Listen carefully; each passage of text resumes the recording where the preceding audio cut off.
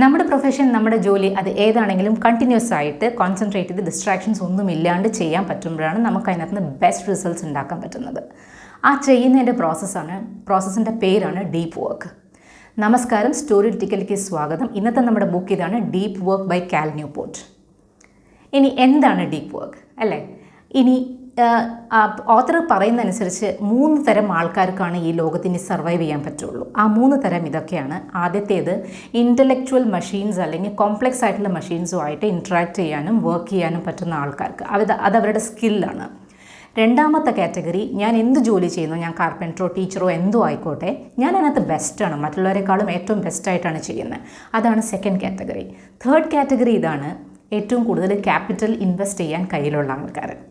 പക്ഷേ ഈ ആദ്യത്തെ 2 കാറ്റഗറിക്കും ഏറ്റവും അത്യാവശ്യം വേണ്ട ഒരു ട്രേറ്റാണ് ഡീപ്പ് വർക്ക്. ഡീപ്പ് വർക്കാണ് ഇനിയുള്ള എക്കോണമിയിൽ ഏറ്റവും വാല്യുബിൾ ആയിട്ടുള്ള കറൻസി എന്നാണ് നമ്മുടെ ഓത്തർ പറയുന്നത്. അപ്പോൾ വാട്ട് ഈസ് ഡീപ്പ് വർക്ക്? അല്ലെങ്കിൽ നമുക്ക് ആലോചിക്കാം, ഞാനും വർക്ക് ചെയ്യുന്നുണ്ടല്ലോ, ഞാനും ഫോക്കസ്ഡ് ആയിട്ട് വർക്ക് ചെയ്യുന്നുണ്ട്, ഞാൻ ചെയ്യുന്ന വർക്കിനും ഡീപ്പ് വർക്കിനും എന്താ വ്യത്യാസം? നിങ്ങളുടെ ചോദ്യം എനിക്ക് കേൾക്കാം. പക്ഷെ ഞാൻ പറഞ്ഞുതരാം എന്താ അതിൻ്റെ ഡിഫറൻസ് എന്നുള്ളത്.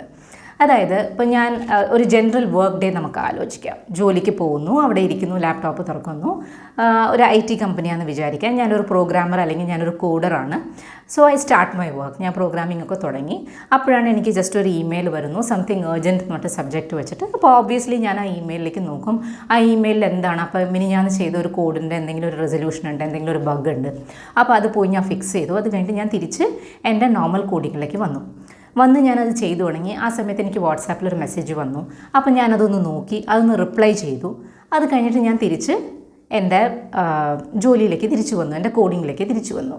ഇതാണ് നമ്മളുടെ എല്ലാവരുടെയും ഡെയിലി പ്രോസസ്സ്. അല്ലെങ്കിൽ നമ്മളുടെ ഇന്നത്തെ വർക്ക് സ്റ്റൈൽ എന്ന് പറഞ്ഞാൽ തന്നെ ഓപ്പൺ വർക്ക് സ്പേസസ് ആണ്. ക്യൂബിക്കിൾസ് ഇല്ല, എന്താ പറയുക, റൂംസ് ഇല്ല, പ്രൈവറ്റ് റൂംസ് ഇല്ല. എല്ലാവരും ഓപ്പണായിട്ട് ഒരുമിച്ചിരുന്ന് ചെയ്യുന്നതാണ് ഇന്നത്തെ നമ്മുടെ വർക്ക് കൾച്ചർ. പക്ഷേ ഓത്തർ പറയുന്നതനുസരിച്ച് അതൊരു ഷാലോ വർക്കാണ് നമ്മൾ ചെയ്യുന്നത്. നമ്മൾ വിചാരിക്കും, ഇപ്പം ഞാൻ ഈ ജോലി ചെയ്തുകൊണ്ടിരുന്നു, അതിൻ്റെ ഇടയിൽ കൂടെ ഞാനൊരു മൾട്ടി ടാസ്ക് ചെയ്തു, ഞാൻ വേറൊരു കാര്യത്തിലേക്ക് പോയി, അത് ഞാൻ ചെയ്തു, ഞാൻ തിരിച്ചു വന്നു, തിരിച്ച് ഞാനൊരു ജോലി കണ്ടിന്യൂ ചെയ്തു. അങ്ങനെയാണ് നമ്മൾ വിചാരിക്കുന്നത്. പക്ഷേ നമ്മളുടെ കണ്ണോ നമ്മളുടെ ബോഡിയോ തിരിച്ചു വരുന്ന അതേ സ്പീഡിലല്ല നമ്മുടെ ബ്രെയിൻ തിരിച്ചു വരിക. ബ്രെയിൻ അവിടെ തന്നെ കുറച്ച് നേരം നിൽക്കും. അതിൻ്റെ ആ ഒരു സ്ഥിതിയുടെ പേരാണ് അറ്റൻഷൻ റെസിഡ്യൂ. ഈ അറ്റൻഷൻ റെസിഡ്യൂ ഉള്ളപ്പോൾ നമ്മുടെ ആ ഫോക്കസിലേക്ക് തിരിച്ച് എത്താനായിട്ട് നമുക്ക് ഒരുപാട് സമയമെടുക്കും. നമ്മൾ മിസ് ചെയ്ത് ആ ഫോക്കസിലേക്ക് തിരിച്ചെത്താനായിട്ട് നമുക്ക് ഒരുപാട് സമയമെടുക്കും എന്നാണ് പറയുന്നത്.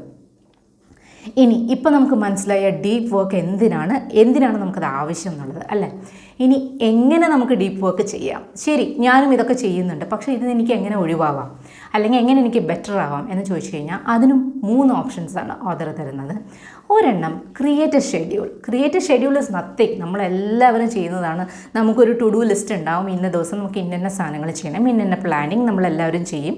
പലപ്പോഴും അതനുസരിച്ച് ചെയ്യും, പലപ്പോഴും അതനുസരിച്ച് അല്ല, പലപ്പോഴും അതിനകത്ത് പാർഷ്യലി ചെയ്യും. ഇങ്ങനത്തെ എല്ലാ കാര്യങ്ങളും നമ്മൾ പല രീതിയിലുമാണ് ചെയ്തു പോകുന്നത് ഷെഡ്യൂളിങ്. പക്ഷേ ഓതർ പറയുന്ന വേറെ ഒരു തരം ഷെഡ്യൂളിംഗ് ആണ്. നമ്മളുടെയൊക്കെ ഡിസ്ട്രാക്ഷൻസ് എന്താണ്?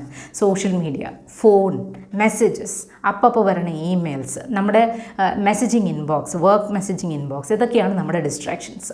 ഡിസ്ട്രാക്ഷൻസിനായിട്ട് ഒരു ഷെഡ്യൂൾ ഉണ്ടാക്കുക എന്നുള്ളതാണ് ഓതർ പറയുന്നത്. ഡിസ്ട്രാക്ഷൻസിനായിട്ട് നമ്മളൊരു ഷെഡ്യൂൾ ഉണ്ടാക്കുമ്പോൾ നമുക്ക് ഇന്ന സമയം, ഇപ്പോൾ 6:30 വരെ ഞാൻ വർക്ക് ചെയ്യും. അത് കഴിയുമ്പോൾ എനിക്ക് എൻ്റെ ഡിസ്ട്രാക്ഷൻ ടൈമാണ്. എനിക്ക് ബാക്കി എല്ലാ മെസ്സേജസും ഇമെയിൽസും സോഷ്യൽ മീഡിയ എനിക്ക് എന്ത് വേണമെങ്കിൽ ചെക്ക് ചെയ്യാം. I am free to do anything. അങ്ങനെ ഞാൻ ഡിസ്ട്രാക്ഷൻസിനായിട്ട് ഒരു ഷെഡ്യൂൾ വെക്കുമ്പോൾ എൻ്റെ ബ്രെയിൻ കുറച്ചും കൂടെ സ്റ്റിമുലേറ്റഡ് ആണ് അതിലേക്ക് എത്താനായിട്ട്. നമ്മൾ നോർമലി ചെയ്യുന്ന എന്താണ്, നമ്മളൊരു വർക്കിനായിട്ട് ഷെഡ്യൂൾ വെക്കും. ഈ സമയത്ത് ഞാനിത് തുടങ്ങും, ഈ സമയത്ത് ഞാനിത് തീർക്കും എന്നുള്ളത്. പക്ഷേ ഡിസ്ട്രാക്ഷൻസിന് ഷെഡ്യൂൾ വെക്കുമ്പോൾ നമ്മുടെ ബ്രെയിൻ ഒന്നും കൂടെ എക്സൈറ്റഡ് ആയിരിക്കും. We will be looking forward to it. അതാണ് ഓതർ പറയുന്നത്. That is a first point. ഇനി സെക്കൻഡ് എന്താണെന്ന് നമുക്ക് നോക്കാം. സെക്കൻഡ്, ഈ ഷെഡ്യൂളിംഗ് തന്നെ ഒരു റിതമിക് ആക്കാനാണ് പറയുന്നത്. റിതമിക് ആക്കുക എന്ന് പറയുന്നതനുസരിച്ച് വേറെ ഒന്നുമല്ല, നമ്മൾ പലപ്പോഴും ഇപ്പോൾ ഒരു അധോക്കായിട്ട് പല സമയത്ത് പല കാര്യങ്ങളും ചെയ്യാണ്ട് ഒരേ രീതിയിലുള്ള ഷെഡ്യൂളിംഗ് ആക്കുക. ഫോർ എക്സാമ്പിൾ, ഞാനിപ്പോൾ ഒരു ദിവസം രാവിലെ 6 മണിക്കാണ് നടക്കാൻ പോകാൻ ഷെഡ്യൂളെങ്കിൽ മാക്സിമം ആ രാവിലെ 6 മണി 7 മണി ആ സമയത്ത് തന്നെ എല്ലാ ദിവസത്തെയും ഷെഡ്യൂൾ ആക്കാനായിട്ട് ശ്രമിക്കുക. അപ്പോൾ എന്ത് സംഭവിക്കും എന്ന് പറഞ്ഞു കഴിഞ്ഞാൽ, നമ്മുടെ ബ്രെയിൻ അതിലേക്ക് യൂസ്ഡ് ആവും. ഫോർ എക്സാമ്പിൾ, നമ്മളിപ്പോൾ രാവിലെ എണീറ്റു, നമ്മൾ പല്ല് തേച്ചു. ആദ്യം ഈ പല്ല് തേക്കുക എന്നുള്ളത് നമ്മൾ എത്രയോ വർഷങ്ങളായിട്ട് ചെയ്യുന്ന ഒരു ആക്ടിവിറ്റിയാണ് അല്ലേ. നമ്മളിപ്പോൾ ഷെഡ്യൂൾ നോക്കിയാലും നോക്കിയില്ലെങ്കിലും നമ്മൾ ആദ്യം അത് തന്നെ ചെയ്യും. അപ്പോൾ ഇതേമാതിരി നമ്മുടെ ബോഡിയും നമ്മുടെ ബ്രെയിനും ഈ പല കാര്യങ്ങൾക്കും റുട്ടീൻ അല്ലെങ്കിൽ ഹാബിച്വേറ്റഡ് ആവും. അപ്പോൾ അതാണ് നമ്മുടെ സെക്കൻഡ് ആയിട്ടുള്ള പോയിൻറ്റ്, ഇത് എഫക്റ്റീവ് ആക്കാനായിട്ടുള്ള. ഇനി തേർഡ് പോയിൻറ്റ് ഏറ്റവും രസകരമാണ്. കാരണം it is shutting down completely. Shutting down എന്ന് പറയുമ്പോൾ ഞാൻ എൻ്റെ 6:30 എൻ്റെ ജോലി ഞാൻ തീർക്കാനായിട്ട് തീരുമാനിച്ചു. ഞാൻ 6:30 മുതൽ എൻ്റെ ഡിസ്ട്രാക്ഷൻ ടൈമാണ്. അങ്ങനെയല്ല. അപ്പോൾ ഡിസ്ട്രാക്ഷന് ഒരു സമയം വെച്ചിട്ട് ബ്രെയിനിന് റിലാക്സ് ചെയ്യാനും കൂടി ഒരു സമയം വെക്കണം. ഫോർ എക്സാമ്പിൾ, ഏറ്റവും കൂടുതൽ ലോകത്ത് പ്രൊഡക്റ്റീവ് ആയിട്ടുള്ള ആൾക്കാർക്ക് പോലും 4 മണിക്കൂറിൽ കൂടുതൽ ഈ ഫോക്കസ്ഡ് ഡീപ്പ് വർക്ക് ചെയ്യാനായിട്ട് സാധിക്കില്ല എന്നാണ് പറയുന്നത്. അതിൻ്റെ കാരണം 1 മണിക്കൂർ നമ്മുടെ ബ്രെയിൻ ഈ ഡീപ്പ് വർക്ക് ചെയ്ത് കഴിഞ്ഞാൽ അത്രയും തന്നെ സമയം വേണം ബ്രെയിൻ റിജുവനേറ്റ് ചെയ്യാനായിട്ട്, റിലാക്സ് ചെയ്യാനായിട്ട്. ഈ റിലാക്സിങ്, റിജുവനേറ്റിംഗ് എന്ന് നമ്മൾ പറയുമ്പോൾ നമ്മൾ ഓബ്വിയസ്ലി നമ്മൾ ഫോൺ എടുക്കും, വീഡിയോ കാണും, നമ്മൾ പാട്ട് കേൾക്കുക, ഇതൊക്കെയാണ് നമ്മൾ റിജുവനേഷൻ എന്ന് നമ്മൾ ചിന്തിക്കുന്നു. പക്ഷേ പലപ്പോഴും അതല്ല.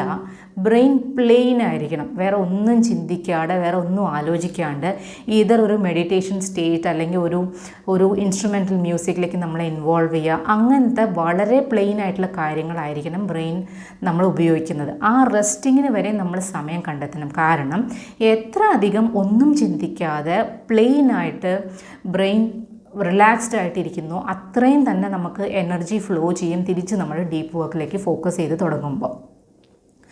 ഇതിൽ പ്രത്യേക ഒരു ടെക്നിക്ക് എൻ്റെ ശ്രദ്ധയെ ആകർഷിച്ചത് ഇതാണ്. നമ്മൾ ജനറലി ഇപ്പോൾ ഇന്നത്തെ ഷെഡ്യൂൾ നമ്മൾ ഉണ്ടാക്കി, ഇന്നത്തെ വർക്കെല്ലാം നമ്മൾ തീർത്തു. പലപ്പോഴും തീർക്കാൻ പറ്റില്ല, ചില സമയത്ത് നമ്മൾ പാർഷ്യലേ തീർക്കുള്ളൂ. അപ്പം നമ്മൾ എന്ത് ചെയ്യും, ബാക്കിയുള്ള ഫോർ എക്സാമ്പിൾ ഞാൻ 10 ടു ഡു ലിസ്റ്റ് എഴുതി വെച്ചു, അതിനകത്ത് 7 എണ്ണം ഞാൻ ചെയ്തു, ബാക്കി 3 എണ്ണം പെൻഡിങ് ആണ് നാളത്തേക്കിന്. അപ്പോൾ എൻ്റെ ജനറൽ ടെൻഡൻസി എന്താണ്, ഈ 3 എണ്ണം ഞാൻ നാളെ ചെയ്യും എന്നുള്ളത്. അപ്പോൾ ഈ 3 എണ്ണം നമ്മുടെ ബ്രെയിൻ, നമുക്കിത് ഓർമ്മ വയ്ക്കാൻ വളരെ പ്രയാസമുള്ള കാര്യങ്ങളൊന്നുമില്ല, നമ്മുടെ ജോലിയായിട്ടുള്ള റിലേറ്റഡ് ആണ്. എളുപ്പം എനിക്ക് ഓർക്കാൻ പറ്റും നാളെ ഞാൻ ചെയ്യാനുള്ള ഈ 3 കാര്യങ്ങളാണ് before I start my normal days work എന്നുള്ളത്. പക്ഷേ നമ്മുടെ ബ്രെയിൻ എന്താ സംഭവിക്കണമെന്ന് പറഞ്ഞു കഴിഞ്ഞാൽ, ഈ ബ്രെയിൻ ഇത് ഓർത്ത് വെക്കാനായിട്ട് ഒരുപാട് എഫേർട്ട് ഇടുന്നുണ്ട് ഈ 3 കാര്യങ്ങൾ. അത് തന്നെ ഞാൻ ഇപ്പോൾ എഴുതി വെക്കുകയാണ്, ഒരു പേപ്പറിൽ എഴുതി വെച്ചു, എൻ്റെ ഡയറിയിൽ അല്ലെങ്കിൽ എൻ്റെ നോട്ട് പാഡിൽ ഞാൻ എഴുതി വെച്ചു. നാളത്തെ മൈ പെൻഡിങ് ടാസ്ക് ഇതൊക്കെയാണ്, ഇന്നത്തെ എന്നുള്ള പെൻഡിങ് ടാസ്ക് ഇതൊക്കെയാണ് ഞാൻ എഴുതി വെക്കുമ്പോൾ നമ്മൾ ബ്രെയിനിനെ ട്രിക്ക് ചെയ്യുകയാണ്. അതായത് നീ അത് ഓർത്ത് വെക്കേണ്ട കാര്യമില്ല, നിൻ്റെ ജോലി ഞാനവിടെ ഓൾറെഡി എഴുതി വെച്ചിട്ടുണ്ട് എന്നുള്ളത്. അപ്പോൾ എന്താണ്, അപ്പോൾ ബ്രെയിൻ ഒന്നും കൂടെ ചില്ല് ചെയ്യാനുള്ള അല്ലെങ്കിൽ റിലാക്സ്ഡ് സ്റ്റേറ്റിലേക്ക് തിരിച്ചെത്താനുള്ള സാധ്യത കൂടുതലാണ്. അതായത് വർക്ക് അവിടെ തീർത്തു, നമ്മൾ ആ സമയം കൊണ്ട് എഴുതി വെച്ച് നാളത്തേക്ക് ചെയ്യാനുള്ള കൂടി എഴുതി വെച്ച് കഴിയുമ്പോൾ ഞാനതവിടെ തീർത്തു. അത് കഴിഞ്ഞാൽ ബ്രെയിനിന് റിലാക്സ് ചെയ്യാനുള്ള സമയമാണ്. അപ്പോൾ എത്ര അധികം ബ്രെയിൻ റിലാക്സ് ചെയ്യുന്നോ അത്ര അധികം നമുക്ക് ഡീപ്പ് വർക്കിലേക്ക് ഫോക്കസ് ചെയ്യാൻ പറ്റും. ഫോക്കസ്ഡ് വർക്ക് നമുക്ക് പ്രൊഡ്യൂസ് ചെയ്യാൻ പറ്റും. അതുകൊണ്ട് ഹൈ പ്രൊഡക്ടിവിറ്റി ഉണ്ടാവും. അപ്പോൾ ഓത്തർ പറഞ്ഞനുസരിച്ചിട്ട് ഡീപ്പ് വർക്കാണ് ഇനി നമ്മുടെ ഏറ്റവും വാല്യുബിൾ ആയിട്ടുള്ള സാധനം. അപ്പോൾ നമ്മളത് എത്രയും പെട്ടെന്ന് തന്നെ പ്രാക്ടീസ് ചെയ്ത് തുടങ്ങണം. Thank you so much. ഇന്നത്തെ വീഡിയോ നിങ്ങൾക്ക് ഒരുപാട് ഇഷ്ടപ്പെട്ടു എന്ന് എനിക്ക് ഉറപ്പായിട്ടും അറിയാം. പക്ഷേ ഇനി വേറെ ഏതെങ്കിലും ബുക്കിനെ കുറിച്ച് അറിയണമെങ്കിൽ ഈ കമൻറ്റ്സിൽ എഴുതി അറിയിക്കുക ഞങ്ങളെ. And like, share and subscribe അത് ചെയ്യാനായിട്ട് മറക്കണ്ട. Thank you so much. Till we meet again with yet another book.